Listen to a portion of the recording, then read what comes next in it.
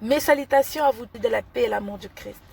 Aujourd'hui, je suis venue vous annoncer une très bonne nouvelle de la part de Dieu. Vous savez, dans la vie, nous avons toujours deux genres de nouvelles, la bonne et la mauvaise. La mauvaise nouvelle est que, depuis que vous êtes né, le diable vous a menti que vous êtes le seul maître de votre vie et vous devez en faire ce que vous voulez.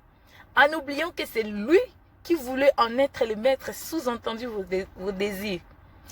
En le suivant, vous êtes retrouvés dans des pratiques abominables. Il y a d'autres parmi nous, aujourd'hui, se sont retrouvés dans des meurtres, dans l'adultère, dans le vol, escroquerie, dans le mensonge, etc., etc. Et les conséquences de tout ce que vous avez fait vous rend la vie misérable. Vous constatez que vous êtes devenu le plus malheureux de tous. Et vous en avez marre. Vous voulez quitter de là. Vous voulez changer de tendance. Vous voulez changer de vie. Il vient encore vous mentir en vous disant que par rapport à tout ce que vous avez commis comme péché, Dieu serait très en colère contre vous. Peut-être ce que vous êtes en train de vivre aujourd'hui sont les conséquences de la colère de Dieu sur vous. Il y a d'autres parmi nous qui ont vécu des circonstances très difficiles à expliquer même. Il y a d'autres qui ont perdu les êtres très chers sur qui ils comptaient. Il y a d'autres qui ont perdu tout ce qu'ils possédaient comme bien. Et la vie est devenue tellement misérable qu'on ne pourrait imaginer. Et aujourd'hui, vous vivez dans l'amertume, dans l'angoisse. Le diable, parce que vous en avez marre, vous voulez changer de vie, mais il vient vous mentir. Il vient vous dire que tout ce que vous êtes en train de vivre est les conséquences de ce que Dieu vous ignore, que Dieu ne vous connaît pas, que Dieu ne vous aime pas. Mais la bonne nouvelle que je suis venue vous annoncer de la part de notre Dieu et qui vous dit qu'il vous aime tel que vous êtes. Peu importe ce que tu as commis, peu importe le mal que tu as commis, quelle que soit sa grandeur, sa dimension, quelle que soit sa longueur, sa largeur, il t'aime comme ça.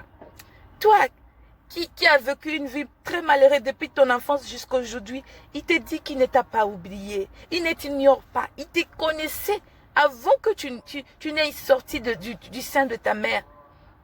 Avant que tu ne sois un fœtus dans le ventre de ta mère, lui, il te connaissait déjà.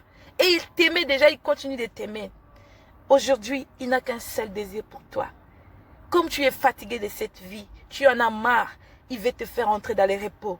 Pas n'importe quel repos, le repos éternel, qui est le salut par Jésus-Christ. Il veut te donner le repos sur terre et le repos éternel après cette vie. Seulement, il te demande de croire au Seigneur Jésus-Christ, de le recevoir dans ta vie comme Seigneur et Sauveur, de venir à lui, car ses bras ont été toujours ouverts pour toi. Son cœur a été toujours ouvert pour te recevoir. Il veut de toi. Il a des projets de bonheur pour toi, des projets de paix pour toi. Il ne veut pas que tu continues dans cette vie.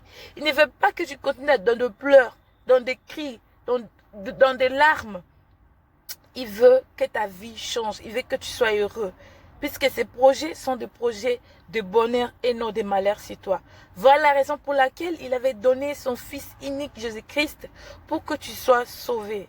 Seigneur vous dit, venez à lui. Toi qui es fatigué de cette vie, donne-lui tes charges, donne-lui, décharge-toi sur lui et lui vous donnera du repos éternel. Il vous donnera du repos. Et ce repos ne sera non seulement sur cette terre, mais ça sera éternellement.